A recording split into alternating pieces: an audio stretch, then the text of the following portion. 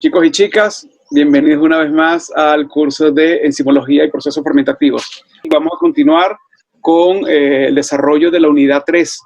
Hoy es el último día de la unidad 3 y vamos a contar con la profesora Sonia Cislema, que nos va a dar la última charla de esta unidad. Y bueno, bienvenida y ya cuando tú quieras, Sonia, puedas empezar.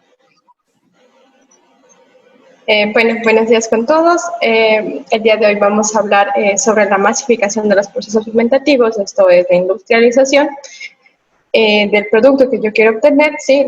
¿Qué fuentes de energía se puede utilizar para crecer mis microorganismos? ¿Cómo puedo optimizar yo estos procesos? ¿Sí? Los criterios que debo tener en cuenta para la industrialización y vamos a ver unos ejemplos de metabolitos primarios y secundarios. Cuando yo quiero ya producir en masa mis productos, ¿sí? Yo inicialmente puedo hacer un diseño del proceso in silico, ¿sí? Hay muchos programas que actualmente nos permiten simular cómo va a ser mi procedimiento a nivel industrial, ¿sí? Puedo hacer eso es un poquito fuera del trabajo de lo que es en sí, desde el laboratorio hasta ya obtener el escalamiento. Inicialmente nosotros tenemos nuestro cultivo en laboratorio, ¿no es cierto? Vamos, para continuar con el proceso de escalamiento, vamos a hacer una escala inicial de 1 a 10 litros, puede ser incluso hasta 25 litros, ¿sí? Y ya después de que he hecho esta escala inicial y todo ha salido bien en esta escala inicial, sí, yo puedo pasar a la escala industrial y hablar por fin de metros cúbicos, de más de 250 litros estamos hablando, ¿ya? En este proceso entre la escala inicial y la escala industrial, yo puedo hacer o puedo incluir cualquier proceso, ¿sí? Que me permita optimizar la obtención de mi producto. Esta es la masificación. Miren, tenemos el cultivo, ¿sí? Tenemos microorganismos. Refresco el cultivo de microorganismos, ¿sí? Y voy cultivando en fermentadores cada vez con mayor capacidad.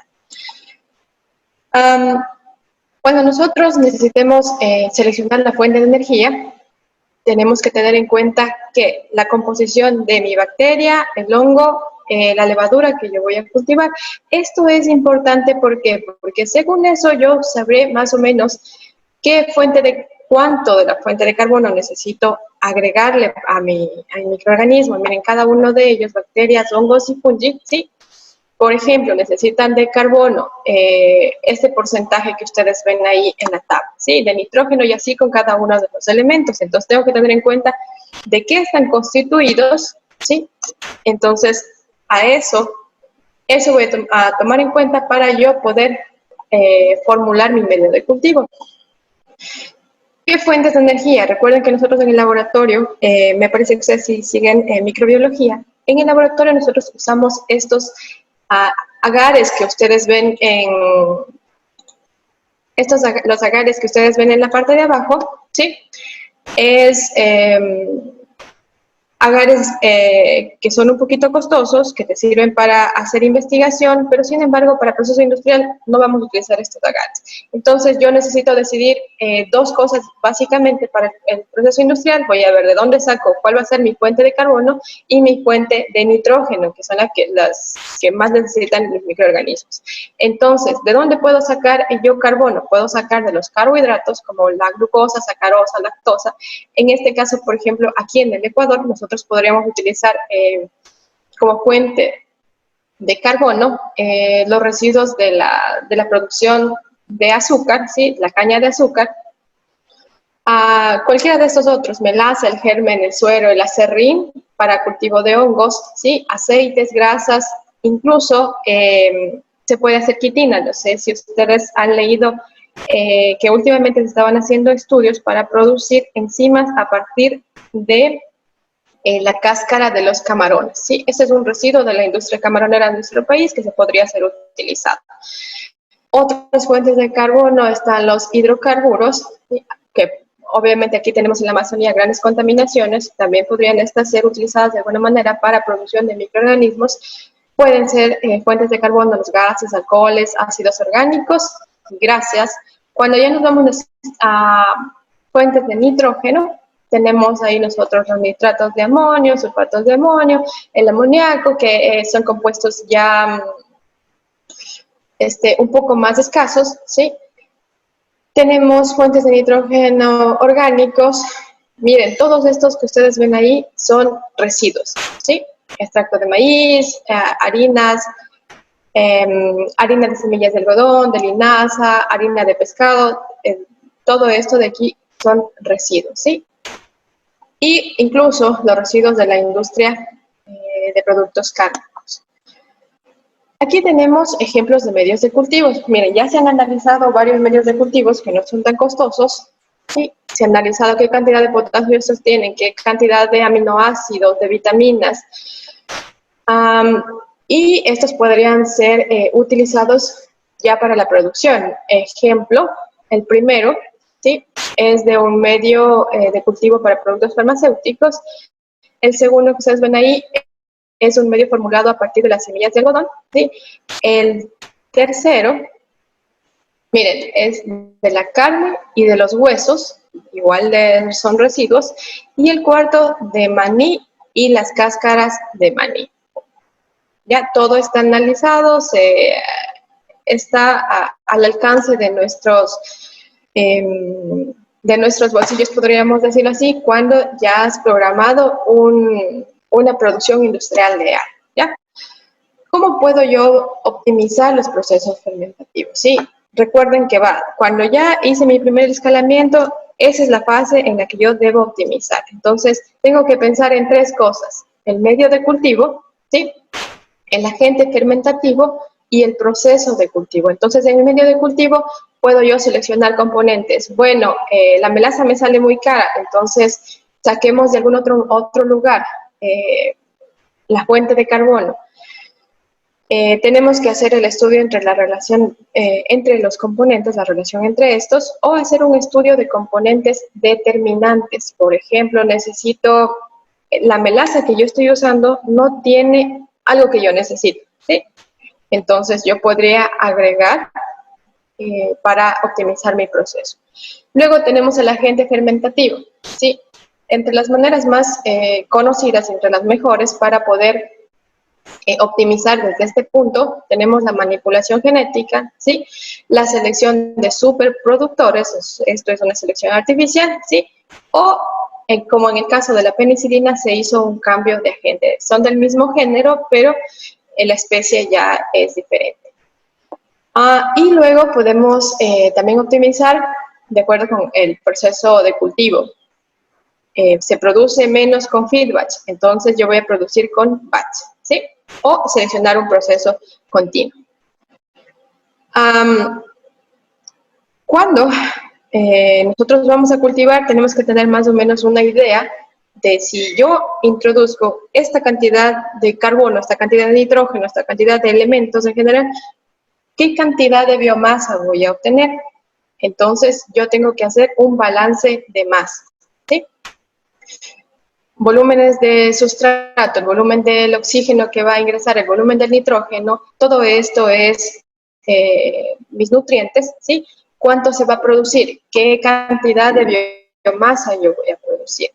Se utiliza algo muy conocido para hacer estos análisis de balance de masas que se llama el modelo de la caja negra. Este modelo de la caja negra no toma en cuenta que cierta parte de la energía que está ingresando, ¿sí? Va a ser liberada en forma de calor. Entonces, en ese modelo de caja negra toma en cuenta únicamente que ingresaron 10 gramos de carbono, ¿sí? Tienen que salir 10 gramos de carbono que están dentro de la biomasa, ¿sí? Son parte ya de mi microorganismo. Este modelo es muy bueno, sin embargo, no considera, sigue siendo utilizado, pero no considera que hay una termodinámica dentro, sí, que hay una liberación de calor. Recuerden que para los procesos metabólicos propios, para sostener la vida del propio organismo, ¿qué es lo que sucede en cada microorganismo o en cada ser vivo? Respiración celular, ¿no es cierto? La glucosa que ingresó al microorganismo va a ser transformada en ATP, ¿sí? de una glucosa, por ejemplo, tras un proceso de respiración, vamos a obtener alrededor de 36-38 ATPs, ¿sí? Que se corresponderá tal vez a un 40% de la cantidad de energía que había en la glucosa. El otro 60% está siendo liberado en forma de calor, ¿sí? Es por eso que cuando ustedes tienen un cultivo largo, ¿sí? Tiende a subir la temperatura en todo el cultivo. Hay que tener en cuenta esto.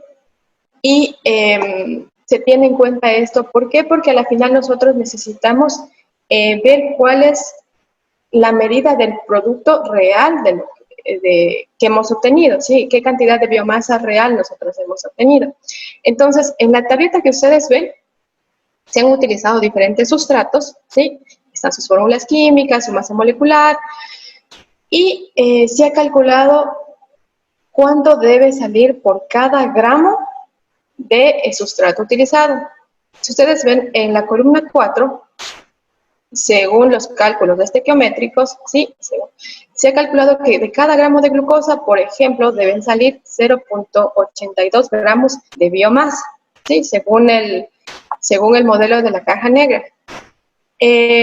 Bueno, y así con algunos ejemplos, en la parte de abajo de la parafina, ¿sí? De las parafinas, ustedes van a ver que por cada gramo de parafina se están produciendo más gramos de biomasa. Esto es un poquito extraño, lo mismo que en la parte del metano, sí, es un poco extraño que se produzca a partir de un gramo, salga una mayor cantidad, ¿sí? Y en cuanto a la medida real, miren, estequiométricamente es perfecto. A partir de un gramo casi no se está perdiendo nada, el 82% se está transformando en biomasa, pero cuando ya nos vamos a la parte real, cuando se ha hecho ese crecimiento con todos los parámetros que se ha tomado en cuenta, de un gramo de glucosa únicamente logras obtener 0.5 gramos de biomasa, ¿sí? El resto se ha perdido en forma de calor, la cantidad de energía. Y hay otra cosa que también tenemos que tener en cuenta. La molécula de glucosa tiene carbono, hidrógeno, oxígeno, ¿no es cierto? El carbono, ¿qué hace? Cede electrones, ¿sí? El hidrógeno también cede electrones. En el caso del oxígeno, este oxígeno no cede electrones, tiende a aceptar electrones, ¿sí? El hecho que este oxígeno acepte los electrones hace que no toda la glucosa se transforme en biomasa. Eso es algo que no vemos con las parafinas, ¿sí? En las parafinas, todos los elementos que constituyen las parafinas van a tender a ¿qué? A ceder los electrones. Y por ende va a haber una mayor cantidad de formación de biomasa cuando se utilizan parafinas. Ahora vamos a ver un poquito de los criterios para la transición industrial. De muchos de estos ya hemos hablado durante estos 3 días, ¿sí? La naturaleza de mi microorganismo es anaerobio, aerobio, porque voy a necesitar aire o voy a necesitar metano, por ejemplo, para cultivarlo, o necesitan ser completamente sin gases, ¿ya? Vamos a ver si nuestro organismo es patógeno, ¿sí? O si va a generar alguna toxina. Necesito ver qué requerimientos nutricionales tiene el microorganismo, si necesita cobalto o si necesita mayor cantidad de hierro. ¿Cuáles son sus procesos metabólicos? ¿Cómo crece este microorganismo? ¿Sí? Hacer el cálculo de la gráfica que ustedes ven abajo, ¿sí? Cada cuántas horas este microorganismo se duplica, se triplica, ¿sí? ¿Cómo va creciendo? ¿Sí?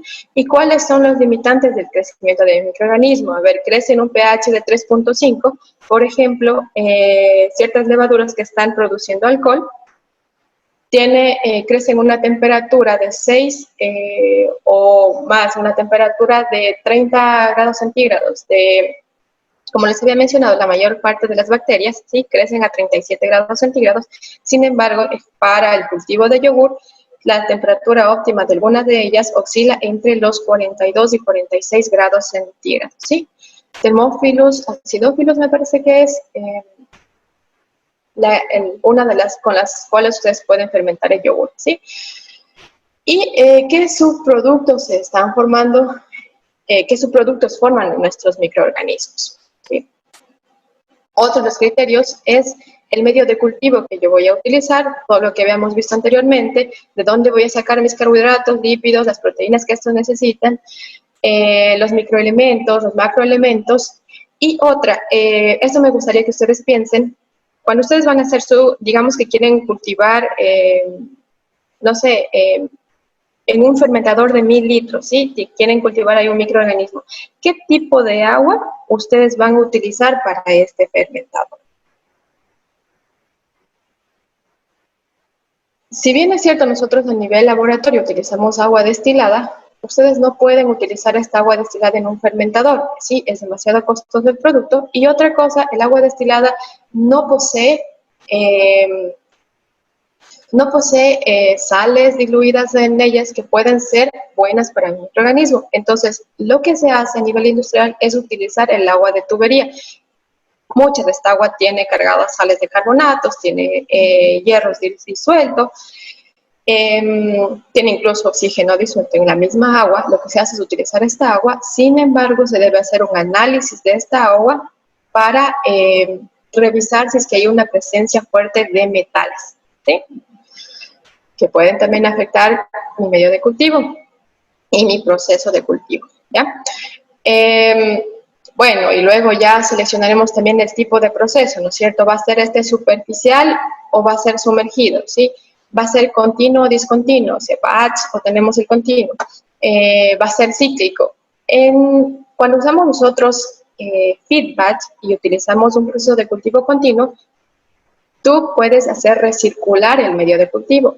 Sale del fermentador, ¿sí? Separas una cantidad de biomasa y vuelves a hacer recircular el medio de cultivo, ¿sí? Esto también se puede hacer. Y vas a utilizar un cultivo con una o varias fases, como el que habíamos visto ayer para la producción de vacunas. En el uno reproduce células y en el otro infectas a estas células con los virus, ¿sí? Para que el virus se reproduzca dentro de esas células. Otra cosa que tenemos que tener en cuenta son estos modelos matemáticos de la cinética de crecimiento. Habíamos visto que, por ejemplo, puede afectar la cantidad de sustrato, o sea, cómo crece el microorganismo, cuál es la tasa de crecimiento del microorganismo en función del sustrato, ver cómo sucede eso, ¿sí? O ver qué sucede con el crecimiento de mi microorganismo en función del producto que se está formando. Además, estos modelos matemáticos nos permiten ver cómo es el crecimiento, ¿sí? En función del pH, ¿sí? Miren, tenemos por ahí microorganismos que crecen en una parte como en un pH más ácido, o otros que necesitan un pH más básico. También tenemos estos modelos que nos permiten determinar cómo será el crecimiento dependiente de la temperatura, ¿sí? O dependiente del producto metabólico formado, ¿ya? También están los modelos matemáticos que nos permiten determinar la muerte celular, cómo va a ir muriendo mi microorganismo por envejecimiento, obviamente, ¿sí? Y cómo se va a ir inactivando su crecimiento, ¿ya? También tengo que tener en cuenta qué es lo que yo quiero, qué tipo de producto quiero elaborar. Bueno, necesito gas. A partir de un biodigestor voy a obtener gas, ¿no es cierto? ¿Puedo yo obtener un tipo de producto como el medio de fermentación? Aquí me gustaría que ustedes piensen qué tipo de producto es esto, o sea, qué producto es este medio de fermentación.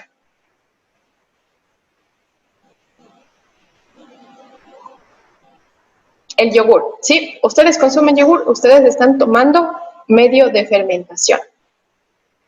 Luego tenemos ahí un concentrado del medio de fermentación. Yo evaporo un poco de agua, ¿sí? Y tienen un concentrado. Ojo, están aquí obteniendo ustedes con microorganismos vivos. El yogur no se lo esteriliza luego, ¿sí?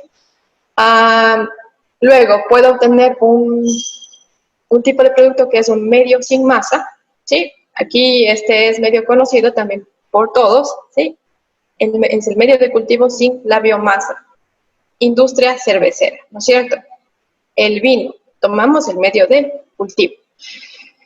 Puedo obtener también yo un concentrado del medio, ¿sí? ¿Qué quiero obtener, por ejemplo, después de mi cultivo? Una biomasa inactivada, es el ejemplo de las levaduras para alimentos de animales, ¿sí? Tenemos la formación de un biocompuesto.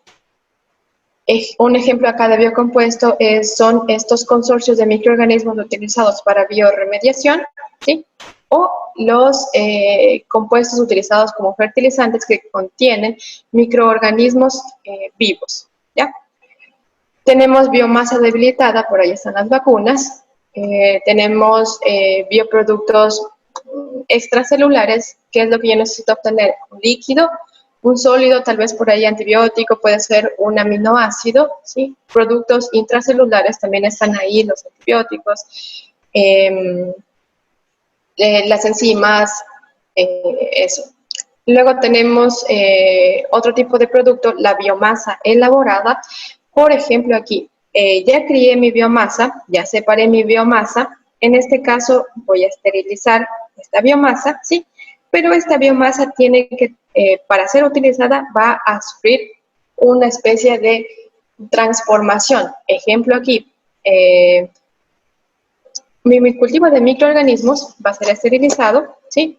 Las membranas de esa biomasa van a ser tratadas para luego ser utilizadas como membranas para la limpieza de aguas residuales, ¿ya?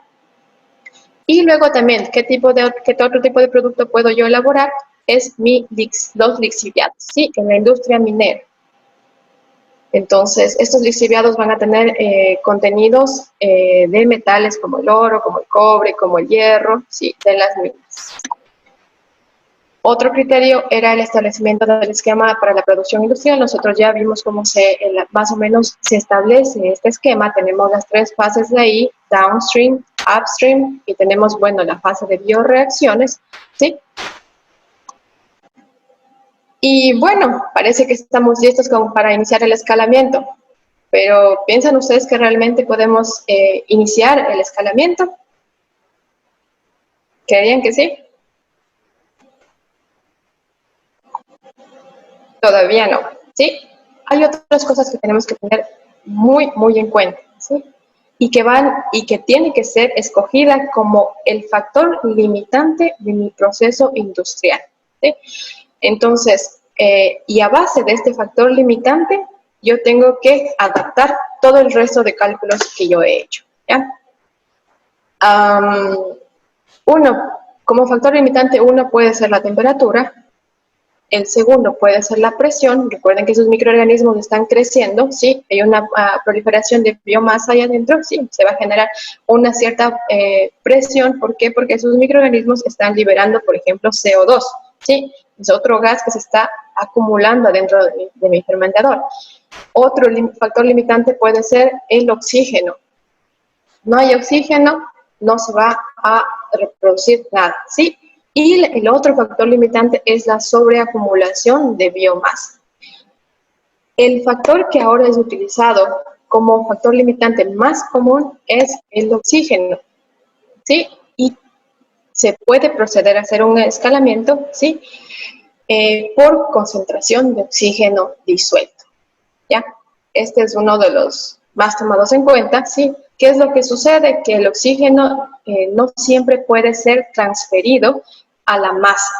Y ese es un proceso un poquito complicado debido a todos los procesos que están sucediendo dentro de mi fermentador, ¿sí? Entonces, ¿cómo yo puedo aumentar o producir más de microorganismo? Es aumentando la cantidad de oxígeno, pero no solo la cantidad de oxígeno, sino aumentando la transferencia de masa, ¿sí? Que este oxígeno que está contenido en el aire junto con otros elementos sea transferido al medio de cultivo, ¿sí? Solo el oxígeno, los otros elementos no. Entonces, ¿cómo yo ayudo a que se transfiera el oxígeno? ¿Sí? Aumento un poquito la presión, ¿sí? Y también puedo utilizar el factor mecánico. Por eso ustedes ven en los fermentadores, los mezcladores, estos mezcladores al haber movimiento mecánico, ¿sí? Permiten que haya una transferencia de masa de los gases. Y por eso el burbujeador, por lo general, en un bioreactor va a estar en la parte de abajo, porque las burbujas inicialmente van a salir como de mayor tamaño, ¿sí? Con el mezclador lo que hacen es reducir el tamaño de estas burbujas. ¿Ya? Entonces, bueno, tengo que tener en cuenta con eso. Yo voy a tratar de optimizar la transferencia de oxígeno y es mi factor limitante, pero también tienen que tener en cuenta todo lo que habíamos hablado anteriormente, ¿sí? Y todos estos parámetros que ustedes ven aquí deben ser controlados. Otro de los criterios para transición industrial es la reglamentación, ¿sí? Si mi microorganismo no está reglamentado, simplemente ustedes no pueden producir a nivel industrial. Dentro de los criterios para la transición industrial, hablamos que necesitamos los tipos de reglamentos, ¿verdad? Miren, necesitan ustedes una reglamentación técnica del producto, sí. En esa reglamentación tienen que ustedes detallar todo esto, ¿sí? La organoléptica del producto, ya no de los microorganismos, del producto que van ustedes a obtener, cuáles van a ser los contenidos mínimos, porque no pueden ofrecer que en 1 gramo de su producto, por ejemplo, tengan 7 por 10 a la octava cantidad de microorganismos, ¿ya? Sí, tiene que ir reglamentado, ¿sí? Y con sustento el hecho de que su producto no es tóxico, ¿sí? Que no es de carácter cancerígeno, que no es de carácter acumulativo en los organismos.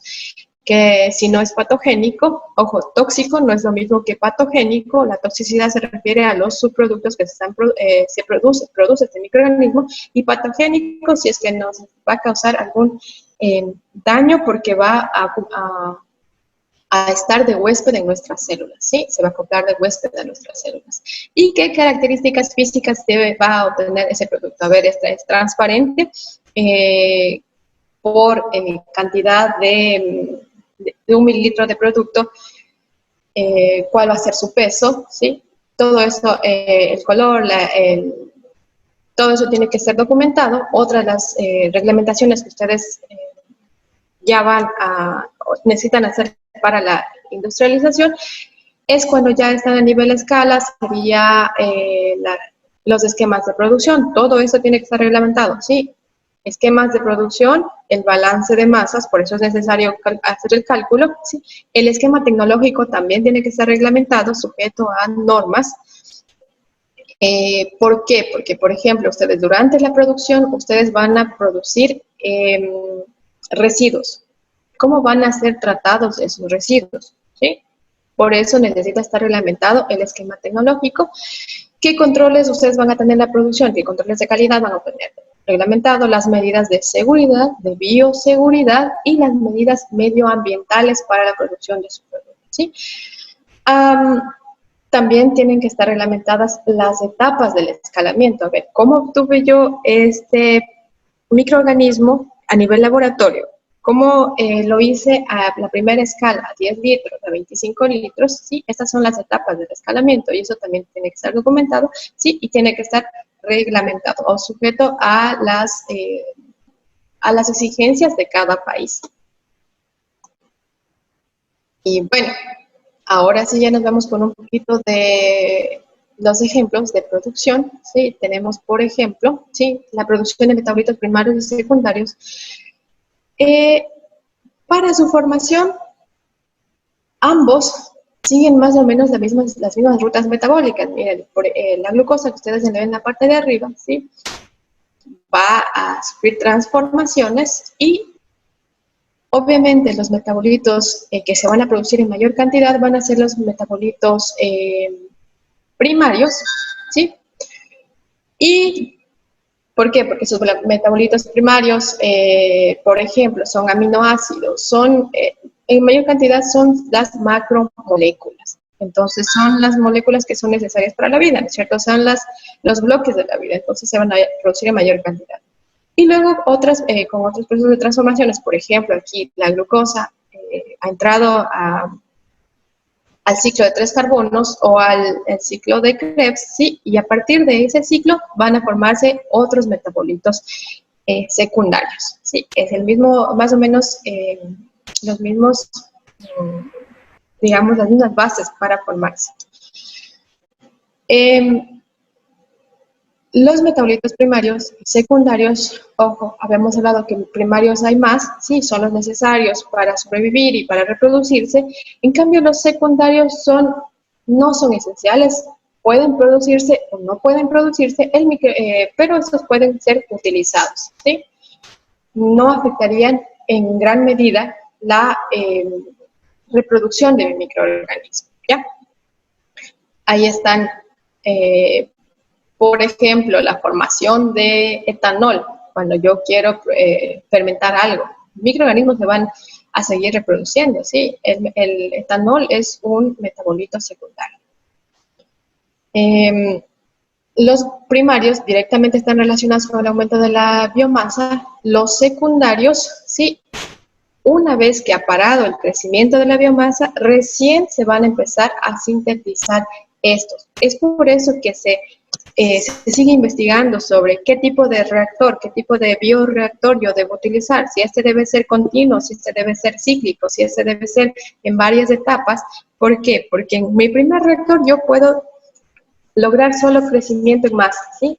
Paso a mi segundo bioreactor, ¿sí? Ya no le agrego medio de cultivo, o le agrego solo lo básico, ¿sí? Que necesite para conservar la vida, ¿sí? Y solo ahí, cuando ya el microorganismo no se está reproduciendo, va a lograr la formación del subproducto, ¿sí? Si hay más medio de cultivo, no se va a formar este subproducto o este metabolito secundario.